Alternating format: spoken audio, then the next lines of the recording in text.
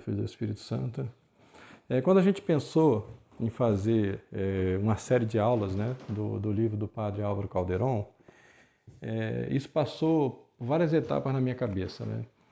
A primeira era fazer a tradução do livro, porque nós não tínhamos uma tradução em língua portuguesa. E de modo que eu queria que fosse acessível ao público de modo geral, né, essa obra do Padre Calderon, que eu acho importantíssima para a gente entender o que foi o concílio. Então, primeira coisa que eu tentei fazer foi uma tradução. Nós buscamos tradutores aqui, mas sempre ficava uma coisa inviável, né? Porque uma tradução de um livro é algo sempre muito caro e nós não tínhamos recursos para fazer. De modo que eu mesmo comecei a fazer a própria tradução a meu modo, né? Com todas as minhas limitações, nunca trabalhei com isso, né? Esse ano ainda. E bom, quando eu cheguei na metade do livro, aí saiu essa tradução, como que fosse assim, né? Deus atendeu, né? A minha ânsia, né? De ver esse livro publicado. Então saiu essa tradução da Castela, né? E a partir daqui, então, eu falei, bom, então agora a gente pode começar a trabalhar uma aula, porque não bastava só o livro, né? Não bastava só ter a tradução, porque o livro é complexo. Embora o caldeirão desse livro aqui, ele procura usar até uma linguagem mais simples do que ele usou na Candeia debaixo do alqueire. A Candeia debaixo do alqueire é uma linguagem escolástica baseada no método, né, da disputa escolástica. Quer dizer, então, para quem não está habituado, né, com aquele tipo de abordagem de certos temas, né, é muito mais difícil. Esse aqui é um tanto mais fácil, né, mas ainda assim ele envolve questões teológicas muito complexas, né, e todo esse imbróglio teológico da novela e teologia, né. E de modo que eu nunca me considerei a pessoa mais adequada para fazer essa série de aulas, né? Mas, porque eu sou um professor de história, né? E sou um professor de história assim, né? De um nível, né? De razoável para baixo. Eu não sou, não tenho uma carreira acadêmica, tal, não tenho um doutorado, né? E muito menos não sou também um teólogo, né? Mas o problema é que não tem ninguém para fazer, né? Parece que é um assunto que não, sabe? Assim, as mentes pensantes aqui no Brasil ou não se deram conta ainda da importância disso, né? Ou simplesmente acham que isso, né, não é o ponto principal da questão, né? Bom, nós sabemos, né, como é que a crise da igreja aqui no Brasil ela tem várias nuances, né? É no mundo todo, né? Mas no Brasil, que é uma coisa mais recente, que o brasileiro veio tomar contato, né, com essa crise da igreja muito recentemente, sobretudo pelo advento da internet, né? Eu penso que até o ano 2000 pouquíssimos conheciam, né? Eu mesmo era um, né, que tomei conhecimento da crise da igreja muito recentemente, né? Então, é a ideia de fazer um estudo sobre o livro e transformar isso em aulas para que as pessoas então tivessem, né, numa linguagem mais simples, né, acesso ao conteúdo desse livro aqui. Mas ainda assim, a coisa ficou extensa, né? Nós já estamos, eu acho que essa é a 11ª aula e eu estou achando que ainda vai ter mais umas 3 ou 4 ainda para a gente poder finalizar, né? Porque conforme a gente vai falando do livro, né, o livro vai abrindo outras possibilidades, porque são muitas coisas acontecendo, né? E o Padre Caldeirão, ele não trata do concílio apenas o concílio, mas ele vai tratar também, né, das forças que moveram o concílio. Isso é que é muito importante a gente entender, né? Muito importante a gente entender a estrutura do pensamento conciliar, toda ela voltada para o homem, né? E, portanto, né, quando se usa a expressão humanismo nesse sentido, né, ou seja, uma espécie de, se a gente pode dizer isso, né, de conversão da igreja ao homem moderno, como se a igreja tivesse descoberto no homem moderno a sua verdadeira vocação, né? Então a igreja se repensou, ela de acordo com, né, a mentalidade conciliar. Nós vivemos 2000 anos afastados do homem. E o homem é que é a razão de ser da própria igreja. Então a igreja agora se converte para o homem. Então daí, portanto, né, a ideia desse humanismo, né? E nós estamos procurando demonstrar ao longo dessas nossas aulas que esse humanismo, né, que surge em fins da Idade Média é uma deformação de pensamento, né? e que carece de vários fundamentos que nós estudamos durante essas aulas, né? Carece de fundamento filosófico, né? Carece de fundamento de compreensão de caráter histórico e carece principalmente, né, de uma compreensão da natureza do próprio homem, a natureza decaída do homem, né? Que de certa forma, né, esse humanismo nega esse estado de natureza decaída do homem. Para eles, o homem não tem um estado de natureza decaída. Se existe algo no homem decaído, não é a natureza do homem, porque a natureza do homem, de acordo com eles, é boa em si mesma, né? O que tem de decaída no homem é a relação que o homem tem na sociedade. Daí por isso que depois vai desembocar isso tudo no socialismo, né? O homem é bom, a sociedade é que é má, né? E então esse é o primeiro ponto de partida, né? Essa questão do humanismo, ou seja, direcionar a igreja para o homem. Mas isso não se poderia dar se não houvesse forças movimentando isso, né? Então, quando a gente fala do Concílio Vaticano II, uma questão que pouca gente conhece são os bastidores do concílio. Aquilo que se fez, né, às escondidas e às escondidas dos bispos, dos 2.000 bispos, né, da grande maioria dos 2.000 bispos que ali estavam. Mas hoje são fatos, como diz o Caldeirão aqui, né, no início do livro, muito conhecidos e fáceis de conhecer, né?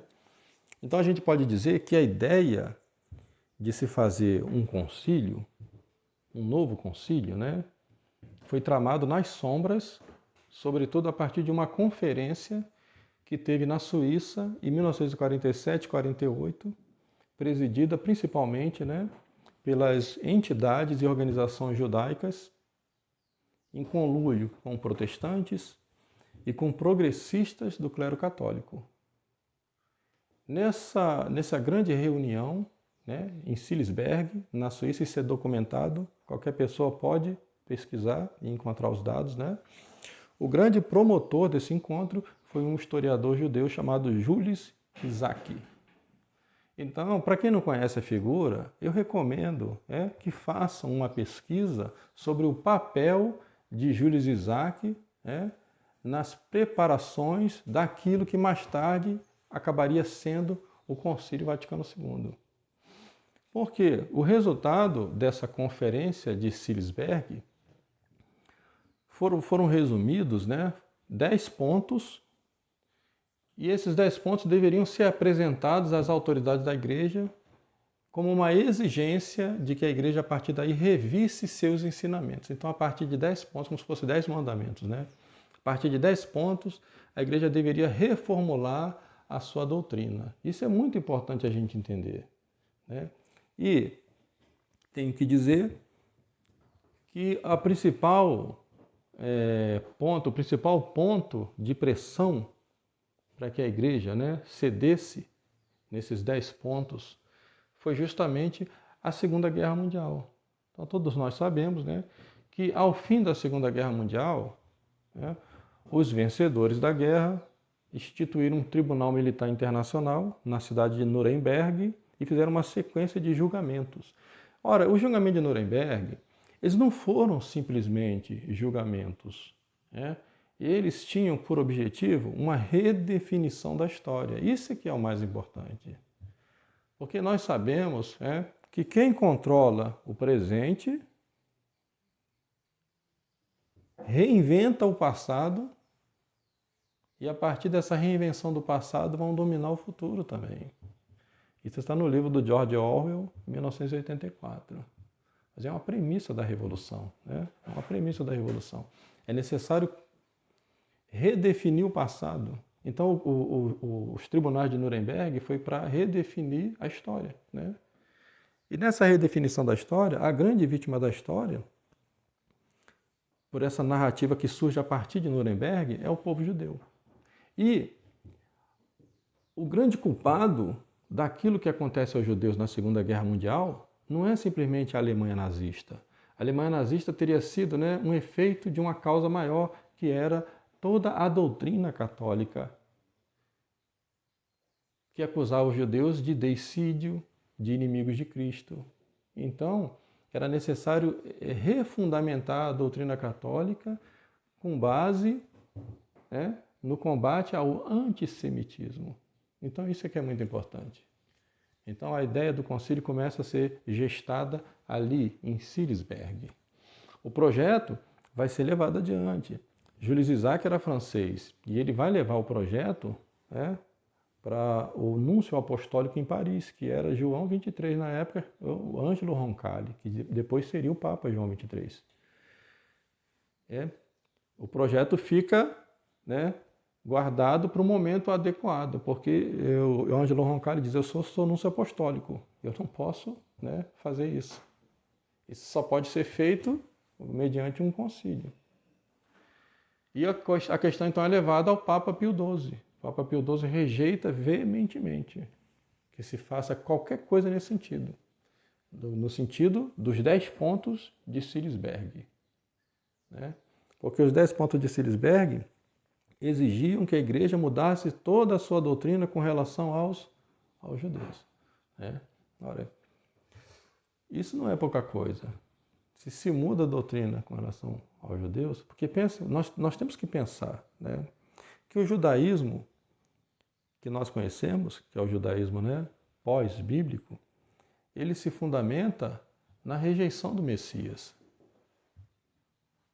Não é a religião dos patriarcas, não é a religião de Moisés. A religião dos patriarcas e a religião de Moisés é a religião nossa. É a religião de nosso Senhor Jesus Cristo, porque elas anunciavam o Messias. Eles, os patriarcas, os profetas, os reis, anunciavam o Messias. Foram os fariseus, inimigos de Cristo, que recusaram o Messias e o assassinaram. E são esses fariseus que criam, a seita dos fariseus é que cria esse judaísmo moderno, que não se baseia não na Bíblia, não na Torá, mas sim no Talmud, né? Que é um livro escrito depois de Cristo. Entendeu? Então, buscar uma reconciliação com esses que rejeitam Nosso Senhor é o mesmo que rejeitar Nosso Senhor e seu Evangelho. Entende? Então isso era muito grave. E o Pio XII recusou. Mas Pio XII morreu em 1958. E aí quem virou Papa? O mesmo homem a quem Jules Isaac tinha procurado antes. Ângelo Roncalli. E a primeira coisa que Ângelo Roncalli faz, como Papa, é anunciar a convocação do concílio. E esse concílio, que deveria ser, para muitos que ali estavam, deveria ser simplesmente a continuação do Concílio Vaticano I, né? Que foi interrompido em 1870 pela Guerra Franco-Prussiana, ele simplesmente foi um outro concílio. Porque são duas coisas importantes que o João 23 faz. Primeira coisa é dar por encerrado o Concílio Vaticano I. Então, quando se pensava que o Concílio Vaticano que ia ser feito era uma continuação, o que ele deveria fazer? Reabrir o Concílio Vaticano I e continuar. Não, ele encerrou oficialmente o Concílio Vaticano I e anunciou o Concílio Vaticano II. Entendeu? Então, Jules Isaac teve um encontro com ele. Eu penso que um pouquinho antes, né, da leitura do Terceiro Segredo de Fátima, que dizia, né, para ser revelado ao mundo em 1960, e penso que é por isso que não foi revelado, né? Ele teve esse encontro com Jules Isaac, e Jules Isaac então exigiu o concílio, que se fizesse o concílio. Exigiu que ele fizesse alguma coisa, né? Aí eu acho que daí que vem a ideia do concílio, porque ele diz assim para Jules Isaac, olha, eu vou fazer alguma coisa, né? Você pode sair daqui com todas as suas esperanças asseguradas. Só que aqui na igreja a coisa não funciona como uma monarquia absoluta. Nós precisamos de um concílio, entendeu? Então aí que a coisa vai, né? E não é por acaso que o João 23 ele vai nomear o cardeal Beia, que era o principal articulador desses encontros, o cardeal Agostino Beia, com Jules Isaac, e nos Estados Unidos, né, o padre Courtney Murray, que era responsável dos encontros com Abnai Brief de Nova York. Né? E o cardeal Beia, então, vai ser encarregado de uma comissão para negociação desses assuntos exclusivamente com os judeus. Então, Agostinho Béia vai encarregar o padre dominicano I.V. Congar para ir à sinagoga de Estrasburgo. Tudo isso está descrito no Catecismo da Crise da Igreja.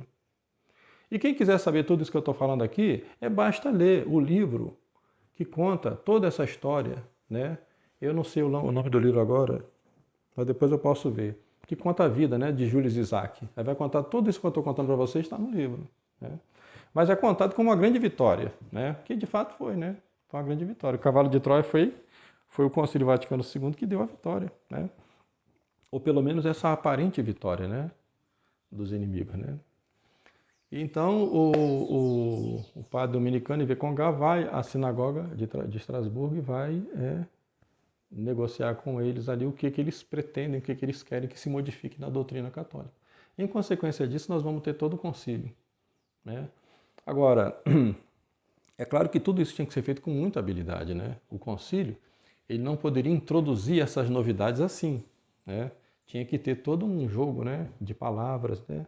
Então, a primeira coisa que eles vão mudar, né, e aí é muito importante a gente entender a participação de Joseph Ratzinger, que muitos conservadores têm, né, como sendo o Papa católico, e aquele Papa que está, né, ali vivendo um martírio, numa prisão, porque o Papa Francisco tomou o pontificado dele, forçando a sua renúncia. Né? Isso é tudo uma narrativa falsa. O Joseph Ratzinger, desde o princípio, trabalhou, né, para a destruição da Igreja Católica, desde o princípio. Então a primeira coisa que eles vão mudar é a linguagem. Isso aqui é muito importante. Né? Então o Joseph Ratzinger vai ter um papel fundamental, junto com o cardeal Friggs, para mudar a linguagem da Igreja. A Igreja falava de uma maneira muito clara, muito precisa, baseada na teologia escolástica, sobretudo Santo Tomás de Aquino, doutor comum da Igreja. Agora joga-se isso no lixo a favor de uma outra linguagem, uma linguagem nova, a linguagem da fenomenologia, segundo a qual não existe uma verdade em um texto. Um texto pode ser entendido de diversas maneiras.